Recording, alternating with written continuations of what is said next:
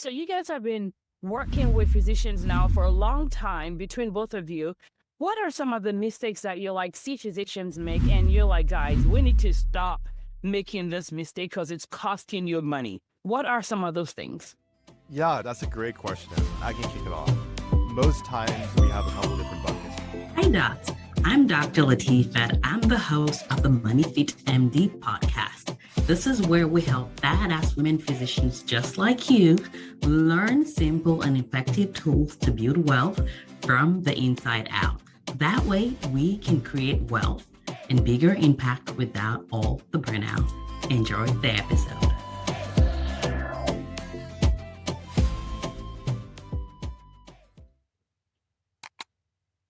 All right, y'all, welcome. You are in for a treat because I just don't have one guest today. I have two guests, and they both have two things in common. They both hate physicians paying too much taxes. So if you're a physician, you're listening right now, and you're like, I am tired of paying all of my hard-earned money in taxes, just know that this is an episode that you cannot miss out on. So welcome officially to our two team members from Doc Wealth. If you guys want to just unmute, introduce yourself briefly, that'll be fantastic. Yeah, absolutely. And thank you for having us. I'm Laxman. I'm a co-founder of Doc Wealth. My background is I have a CPA and been doing taxes for the last 15 plus years. Yeah, great to meet everyone. My name is Cody, and I'm one of the tax strategists at Doc Wealth. I'm a dual CPA and attorney, so I live for tax law. Okay, so now that makes sense because we were talking before we pressed record, and most of what Cody was talking about was documentation, compliance. So the attorney part of you is definitely coming out. So I'm glad to have you guys here. I didn't ask you where you were physically located, Cody. Where are you? I'm in Massachusetts.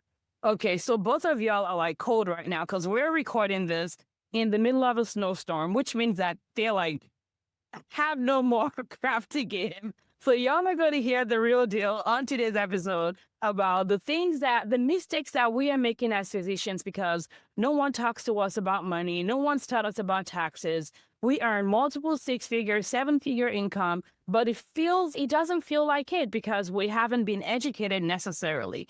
And that's part of the work that we do here is to put an end to the lack of good education, not like social media, real style, but true knowledge so that you can keep more of your money. And if you're keeping more of your money, we don't want you to get into trouble. So let's just go right into it, guys. So you guys have been working with physicians now for a long time between both of you. What are some of the mistakes that you see physicians make and you're like, guys, we need to stop making this mistake because it's costing you money? What are some of those things? Yeah, that's a great question. I can kick it off. Most times we have a couple different buckets. Physicians are W-2, they have 1099, or they're practice owners. And there's tax strategies, whether in whatever bucket that you're in. W-2, you do have options. You may not have business expenses like phone bills or home office or equipment, but investments like real estate, oil and gas, solar are all donor advised funds, charitable giving, private foundations are all applicable strategies that can dramatically lower your taxable income. That's probably the first main one. The next is probably around, even if you're a practice owner or 1099, retirement accounts are very powerful. Doing a solo 401k, a defined benefit plan, sometimes that bypasses your typical $23,500, $24,000 that you can deduct, going up to several hundred thousands of dollars.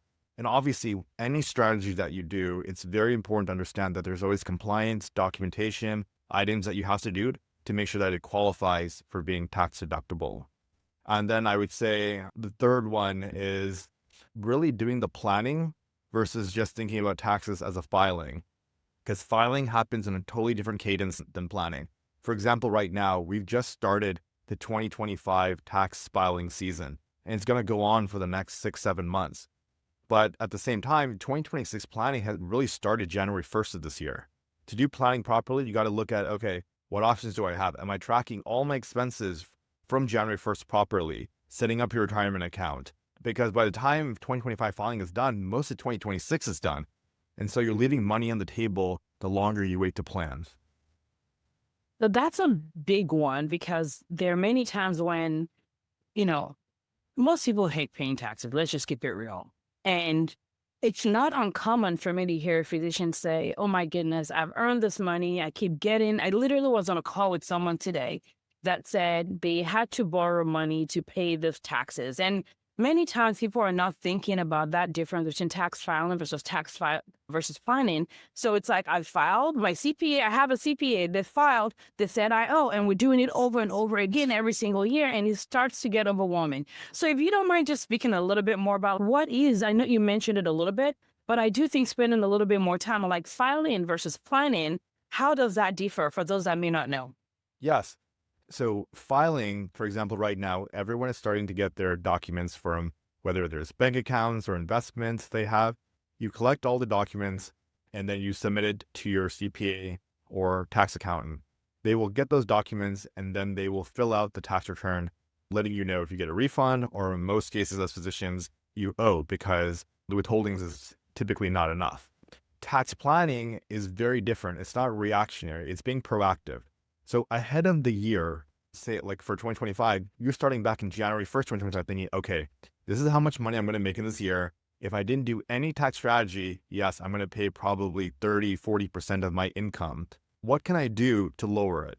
So you sit with your tax strategist, who's also probably a CPA or EA, and they go through all the different options of what we need to do in terms of documenting write-offs. Are you traveling, meals, home office expenses, retirement accounts, investments, and making sure that you track that properly. By the time filing comes around, you can deduct maybe 200, 300,000 of your total income, and now lowering your taxable income by that 30, 40%, which puts about 100 to 150,000 back in your pocket. And this is powerful because if you do this every single year until you retire, that's going to compound dramatically, right? Into several $1 million. And so that's why the planning is very much being proactive versus reactionary. And for most people, is it the same person that would be doing the filing versus the planning, or is there something they need to look out for in terms of the title, or in terms like what questions should you ask your person to know if they're a tax filer or they're a tax planner? Because sometimes you think you're like with a planner and you're a filer. So how do we know the difference? Yeah. So the vast majority of CPAs are typically the filing. That means that they're not really communicating to you throughout the year.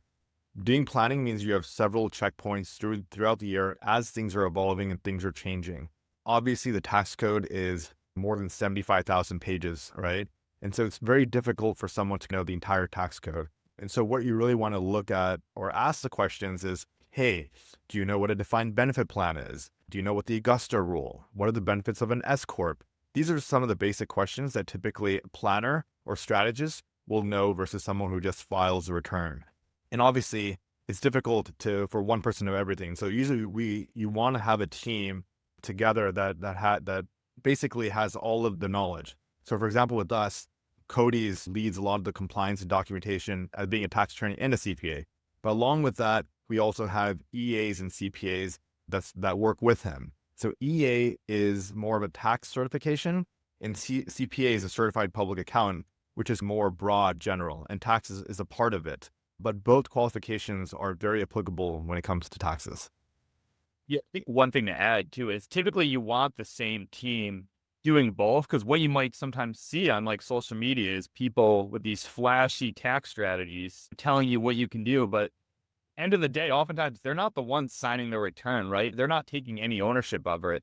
So when you're working with someone that's doing the planning and also signing the return, you know that they're doing their own due diligence. They're making sure everything is compliant because they're the ones signing it. So you do have to be a little bit careful of people that just promote themselves as tax planners or strategists, but really when it comes to file, they don't want anything to do with the tax return. I have a feeling Cody has something against the social media. There's a lot of bad advice floating out there. Yeah, because I think he has to deal with it because people come with the most crazy ideas and say, hey, I saw this on social media. And then Cody has to ground them. If you do that, you're going to get audited. And so as Cody mentioned, someone who's saying the strategies has to be willing to sign the return and put their name on it to take the ownership of it. So you mentioned something right now. Is an audit a bad thing, actually? Is it a bad thing to be audited? Audit is not a bad thing if you come out on the winning side, right?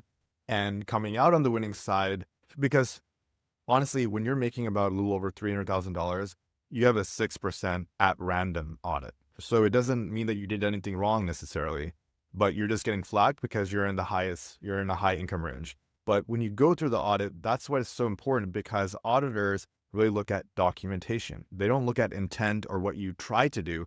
They look at the facts. Did you actually do everything compliantly within the tax code? And so if you show them all the documentation, you followed all the rules, then it's going to be a pretty quick audit and they're going to say, great job, no issues. And that's a great thing. But if you get audited and you didn't do those things, then that's not ideal, because then you're probably going to get red flagged going into the future. I love what you said. They don't look at your intent. They care about your documentation and compliance. And I think that's something that everyone can take away from this call, which is many times you're not trying to steal money. You're not trying to do something wrong. You're not trying to rob the system. And there are legal pathways that we can decrease our taxable income, but intent does not replace, like your not bad intent does not replace your need for documentation and making sure that you're complying. I'm curious to hear from Cody. Can you talk a little bit about, with your experience as someone who loves paperwork and loves documentation and work with physicians and all of the other clients, what are some of the common mistakes that people make when it comes to documentation that could help us become more compliant, regardless of whether we're W-2, 1099, or practice owners? Yeah, and one thing I think people need to realize is, unlike the criminal tax code, where sort of the burden's on the government, when it comes to an audit or you as a taxpayer, the burden's on you to substantiate any deductions that you're taking. So that's why documentation, being able to substantiate expenses, charitable contributions, things like that is just so critical, because it's required. And if you can't even document that or can't substantiate it, you're going to lose more times than not, and those expenses will be disallowed. One thing, you might see a lot is people say, I'm a 1099 or maybe I'm a W-2, but I opened an LLC. So now I have an LLC. Now I can go and deduct everything I paid with my business card. And that's just not the case. In order to be deductible, it still needs to be an ordinary and necessary business expense, right? So just having an LLC doesn't necessarily allow you just to deduct everything. So it's important that people understand that. And they do have a business. They're keeping their business and their personal stuff separate and not commingling. Because if you're going to want to establish you have a trade or business, you need to treat it as one. You need to keep it separate from your personal credit card and make sure you're documenting your business expenses and using it for business purposes. One of the things that I've seen come up quite a lot, and you may have seen this with some of your clients, is people are trying to get points for credit card sign up, right? And you have to meet a certain level of expense in order to do that. And sometimes I've seen people commingling personal and business expenses on credit card to meet credit card points. So if you're listening right now and that's you, this is one of those areas where the documentation and separation it may cost you some points, but if you get audited, this is part of what you don't want to deal with. Is there any tips that you have? Because I will share from my own personal experience, and I've done some things to help. But what are some, because it can feel like a lot to prove your expenses. So for example, you're going out for like lunch or dinner and all of that stuff. What are some tips that you guys are giving your clients in terms of organization of those documentations that may be part of living their day-to-day business life? Does that make sense? Yeah, I think so. I can chime in, and Cody, feel free to step in. So we use an app called Expensify. I think it costs like $4 or $5 a month, but I use it every day. So whenever I go for a meal, I just scan the receipt and it auto-populates everything on the receipt. So it takes me about 5 seconds, and then it records the date, everything, it goes into the cloud. And that's all it takes. All you have to make sure is that document, was it actually business? Who did I have the meal with? But that saves a ton of time. And yeah, and it saves all the receipts through the year at that point. Cody, anything else you want to add to that? Yeah, I guess a lot of areas of the tax code, right? They require contemporaneous written records. So that doesn't mean, hey, you're audited, you're going to try to go back and recreate it.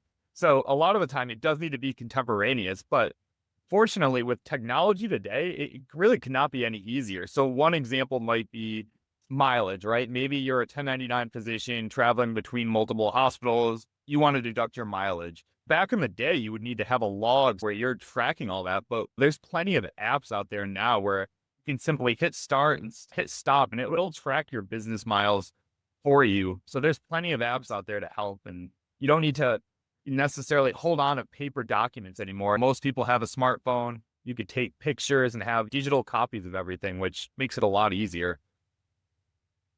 Yeah, so if you guys are listening, don't be lazy. Get it done. One of the things that's helped me is just like having a Google Drive. That's what I did. And just take pictures and just automatically just save it in the drive. So I don't have to worry about it. If I need to find it, it's right there. But I like the idea of what you're talking about with Expensify even more. Just one more to have to deal with. But figure out a system. Don't get lazy because it will bite you in the butt if you get out of that. Okay. So thank you for clarifying that. And so going back to physicians, and let's go with the W-2. So someone's listening right now and they've heard like you dropped something where you're like W-2s are not screwed when it comes to taxes automatically. Tell us a little bit about that and what someone that is a W-2 earner could potentially consider. Of course, guys, if you're listening, we don't know your situation. Find your team. If these are your people, find them. But this is not tax advice. We're just having an educational conversation here. Yeah, that's a great question. As a W-2, especially this past 6 months ago, the big, beautiful bill came out. It heavily benefits those that are real estate investors. And so one of the big items of the bill was doing bonus depreciation, which is 100% accelerated depreciation. As a physician, if you are full-time or doing it even half-time, you typically need to buy a short-term rental property. And you may have seen this on social media and stuff, but typically like Airbnb, VRBO would qualify as a short-term rental.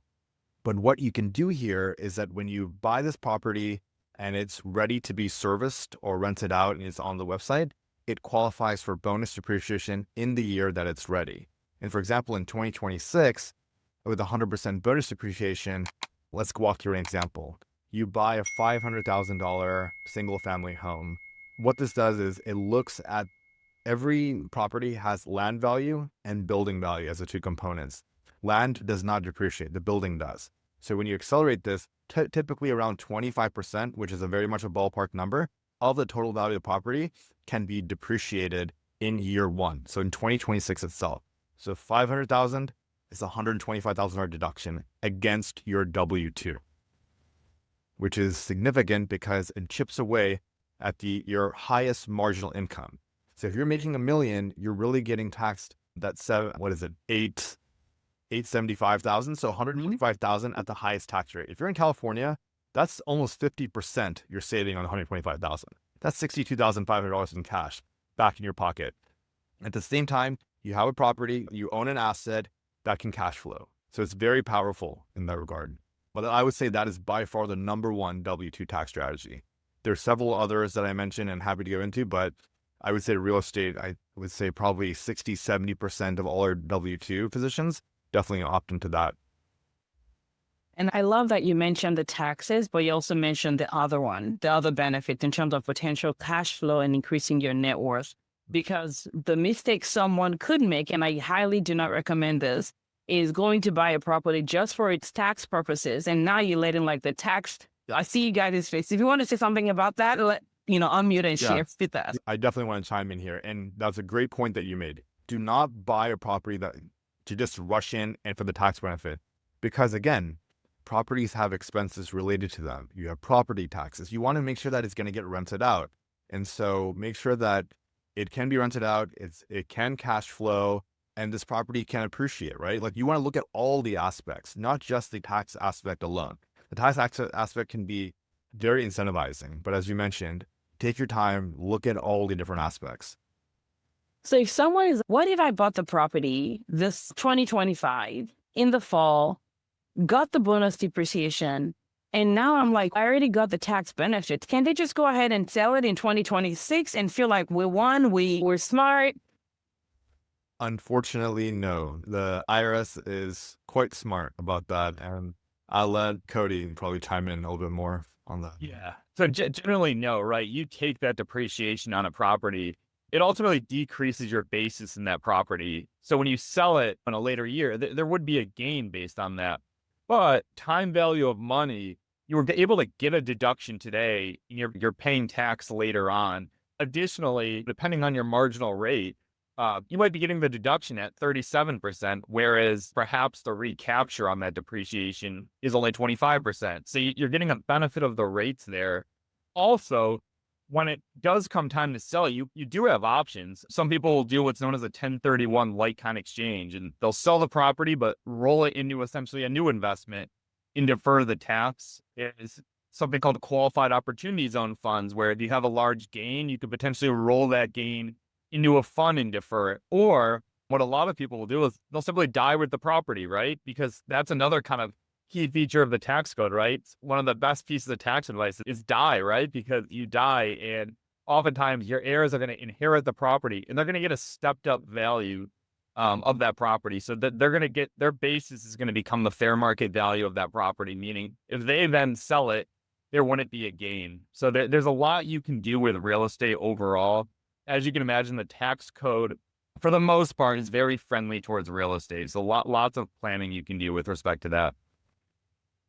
And I'm curious to hear from your company, Duckworth's perspective. What do you guys do in that kind of situation? If someone comes to you, I'm a W-2, do you like recommend, yeah, real estate will be a great idea and go find it? Or how do you help them with actually utilizing some of the benefits that could potentially exist?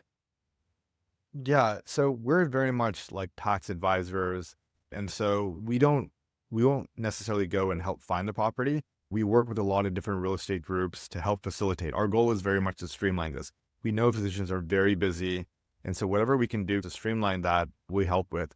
The biggest thing is when you are taking these deductions, you have to make sure that's compliant. So doing the short-term rental, needing to do a cost segregation study. So facilitating the cost segregation study, making sure you have your hours logged for material participation. Typically you need 100 hours. So all these things we walk through to make sure that once it gets to filing, that we are compliant, documented, and it's defendable. But everything with tax strategy is a partnership with the client, right? No matter what, as a physician, there's always going to be some work for you to do as well. And so typically finding that property, making sure you feel good about it as an asset for the long run is really, I would say, their responsibility ultimately.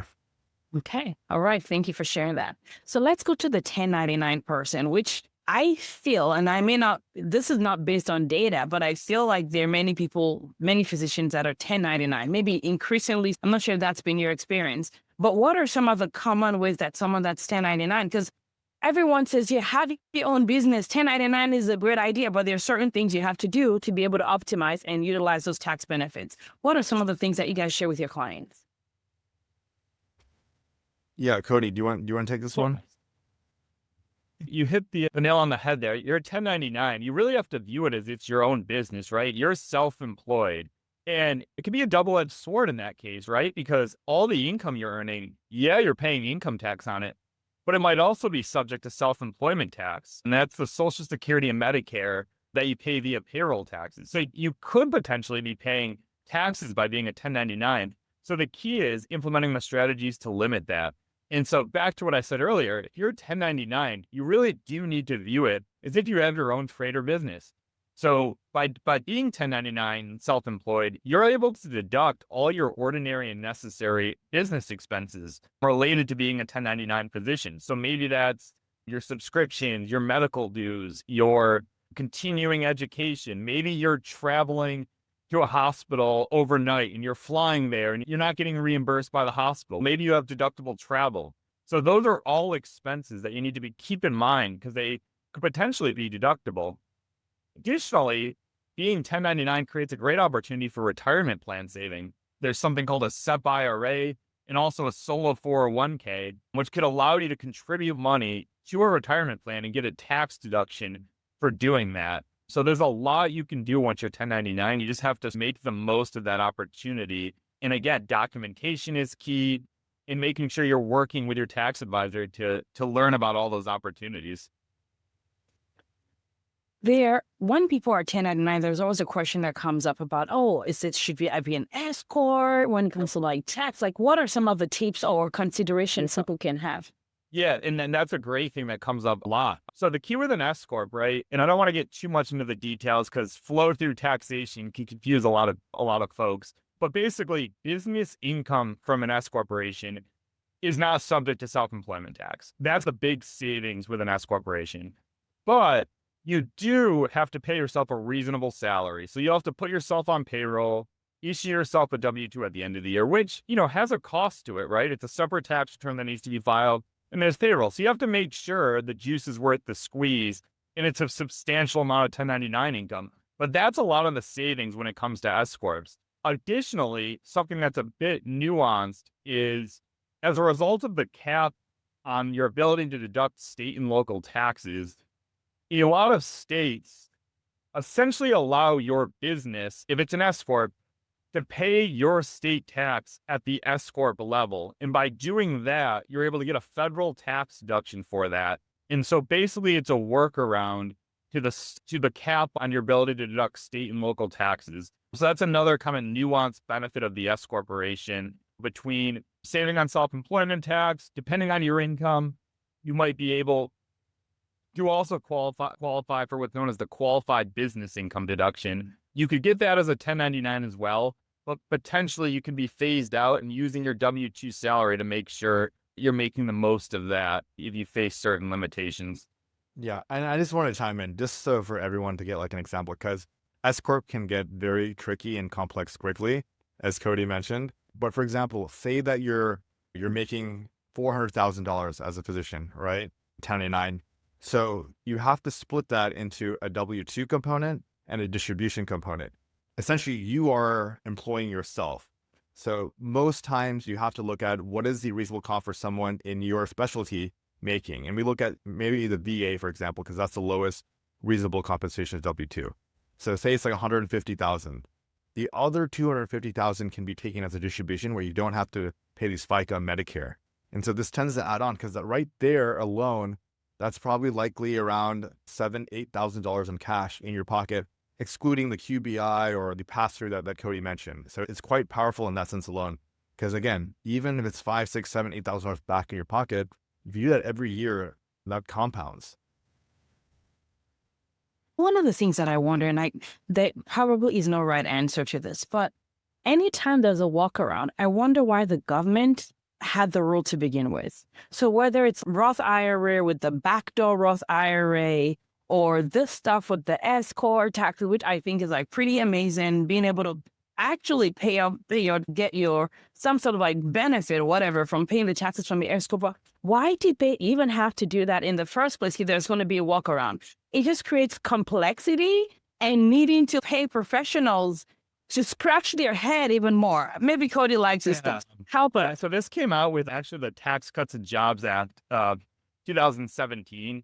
But basically, you used to be able to write off all your state and local taxes as an itemized deduction on your personal tax return. And if you lived in a high tax state, California, New York, New Jersey, that could be a big number. But as a revenue raiser, when they passed the tax law, they basically said, hey, we're going to cap that at $10,000. So obviously, people in California, New York, New Jersey really felt that, because previously maybe they were paying high state income taxes, but they got to deduct it. All of a sudden they lost that deduction, and now they really felt the burden of their state taxes. So in response to that, a lot of states, one by one, came up with their own workarounds to that. And now it's probably 30-something states have a similar workaround to that. So it's the states responding to a change in the federal tax law is what it ultimately was. With the new tax law, it's now $40,000 you can deduct in state and local taxes, but you phase out of that. And so for a lot of high earners, they're still stuck with that $10,000 cap. And so a pass-through entity election can make a lot of sense if you have an S corp or partnership. All right, that makes a lot of sense. We have some S corp as a family, and definitely cost more when it comes to tax filing and all of that. So you have to make sure with your specific situation that it makes sense. And it's always that question of what is reasonable to pay. And thank you for saying the VA, because most tax planners and tax strategies will tell you, you decide, you tell us. But yes, the VA has one of the lowest rates. So it has to be reasonable, and the expenses has to be, what's the word? Is it normal, special, or whatever terminology you guys use for that? So I'll share a quick story with you guys, and this will make you maybe laugh or scratch your head or say, Latifat, you're crazy. But so a couple of years ago, my husband and I, we decided to quit our jobs and travel the world. So we took our kids out of school. And because of the work that I do with Money Fit MD, it's about living life on your terms, letting your money work for you and all of that. And so I was just like, this is going to cost us money, but whatever. It's about living my life and it's an investment in our family. So we did it. And one of the social media things y'all were like talking about was talking about how you can travel anywhere you want on your business expense. And so I went to my tax strategies and I'm like, we didn't talk about this, but I'm living my best life. Can we just make this tax deductible? I'm writing a book around the world. And she was like, no, child, I see, do that. So I guess my question for you guys is, if I came to you, can I? You want to take that one? It's going to depend on the situation, but probably not, right? Oftentimes you look at how much pleasure are you deriving from this trip? What is the primary purpose of this trip? There is legitimate business travel, right? You're a physician, you're doing overnight at a hospital, you're flying to, it's unreimbursed, or any business trip you go on. Maybe you go to a medical conference and it happens to be in a great location. But the primary purpose of that is the business, is the conference. Then, yeah, the travel there is likely going to be deductible. But when you're there, you might have to think about, hey, how much of this is personal versus business? But there are ways you can deduct certain travel. You just got to make sure it's done compliant. But it's not as simple as saying, hey, I'm going on vacation anyway to Italy for 2 weeks, and I just want to deduct it because maybe I'll read a business book while I'm there. So it's just making sure that you're working with your tax advisor to make sure it is compliant. Yeah, this was traveling to 20 countries over a year-long period. And yeah, Right. so we didn't do it. We didn't do it. But whatever is fun, I'm like, man, how lovely would it be to have this written up? But of course, we have to do what's legal. And that's what we did. So let's talk a little bit about how your team works, because you guys have an interesting approach, Doc, when it comes to how you help physicians with their taxes. Can you tell us a little bit for those that are listening? And okay, we need a tax strategist. We need to be more intentional. Tell us how things work when people work with you guys. Yeah. So maybe I can give a quick background and I'll give you context. So Doc Wealth is founded by my college roommate, who is a 1099 emergency medicine physician, and myself. And really, the reason we started this was he had a hard time finding a CPA or tax person because him being 1099, he knew he could write off a lot. But every CPA he went to was a typical filer, or when he'd research, he'd ask questions, they wouldn't know the answer. He'd ask his fellow attendings the same issue. And he called me, being his college roommate, and said, hey, I know you're a CPA. Do you have any recommendations? And we weren't able to find anything that was really catered and to the physician need, because the reality is that you are unique, especially needing a PLLC or a PC instead of a typical LLC. And this income range is not the normal income range either. So we spoke to probably 700 physicians and looked at what was the top 7 pain points with your current CPA. And so we focused on fast communication. So within 48 to 72 hours, always getting a response, very much focused on being hand-holding. We have our own education platform. So very big, we're very much in the philosophy, teach a person to fish, you feed them for life. So every strategy we do, even from the bookkeeping, how to do the payroll, we create our own kind of coursework so that you can have ownership in how to do it, not have to be dependent on someone ultimately. And so with us, from the very much of the get-go, you get assigned you have your own tax team, so tax leader, tax senior, and they work across the team to figure out, okay, what are the tax strategies that make sense for you on a personalized level? So you have an onboarding call with that tax leader, and then they go back to the broader team because everyone has their own specialties. The tax code is 75,000 pages again. But our goal is to optimize it to the maximum ability that works for you, and then present and walk through the details of, okay, each strategy, this is how much work it actually entails to do this. It's not going to be easy. Some strategies are easier, and each one has different tax saving opportunities. Then the goal throughout the year is to have different touch points, because we want to communicate with you, and we're probably going to reach out to you more than you reach out to us. That typically is what happens. From all the compliance items, quarterly tax estimates, to the planning sessions, reviewing the documentation, and then getting ready as early as possible for the filing is really the goal. And so it's very much, we look at it as a deep relationship all the way through the moment you retire, right? Because we want to know you, and obviously for you to know us and develop this like really personal relationship. That way we can really optimize based on what's most important to you. Okay. Thank you for that very detailed breakdown. So if someone wants to work with you, I know we're going to have a link in here that they can click. So once they go to your website, do they schedule a consultation call, or is it more like filling out the forms? How does that part work? Yeah. So when you click the link, you will get routed directly to our Calendly, where you can book an intro call with us. It's a one-on-one 20-minute call where there's probably about 7 or 8 questions in that link when you schedule the call, just to understand your tax profile. Are you 1099? Are you W-2? What are your goals? And that'll help us prep for that meeting to make sure that we can go over what strategies will likely make sense, then walk you through kind of the process of what it would be like working with Doc Wealth at the end of the day. And then from there, if things go well, and if you want to move forward, then you just have an onboarding form sent, and then we move pretty quickly, and then we get going on the tax planning. And if someone is signing up with you, do they have a primary person that's their tax strategist? How does that part work? Yes, we found that is very important. So you will always have a main tax leader as your main point of contact, and you don't get passed onto anyone else on the team. That one person is who's going to be on every call with you, doing all the main communications, leading the entire planning all the way through filing. So that's going to be, as long as you're working with Doc Wealth, that's the thing. Because many times what we've seen in the feedback we got from other groups is that, hey, I get passed around, I have one person initially, then I'm talking to someone junior who doesn't even know my situation. So yeah, one person the entire time. So outside, of course, people that are unethical, if you're trying to cheat the system, they're probably not a good partner with most of the people that I would bring on my podcast. But are there any groups of people that you don't work with? Meaning if someone is, I have 12 doors, I have 100 doors, I have a practice with 20 employees, are those still your clients, or are there people that you don't work with? So I would say it's probably when you're getting into a very large practice, say it's going beyond the LLC structure, you're getting into a C Corp, that's typically where we draw the line. We work with over 1,000 doctors, right, across the 50 states.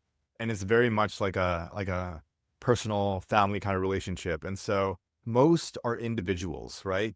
Single member S Corps, or I have a practice with 1 or 2 partners. That's really the higher end, but it's very much at the personal level, I would say. Okay, fantastic. That's really helpful.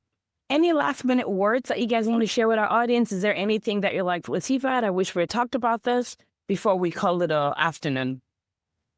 No, I think we covered everything.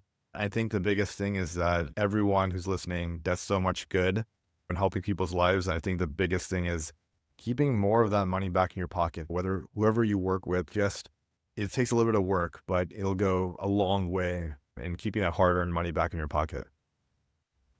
Yeah, no, thank you guys for coming. Cody, any last minute words? No, Any as we other talked pet about peeve earlier, we need to talk about? careful on social media, I guess, is the big takeaway. There's some great ideas out there, but there's also some plain bad advice. So always consult your tax advisor. All right. Thank you guys so much for coming. And to the audience, thank you for listening. I hope this was helpful for you. Taxes is not one of those things that we need to be scared about. We can respect it.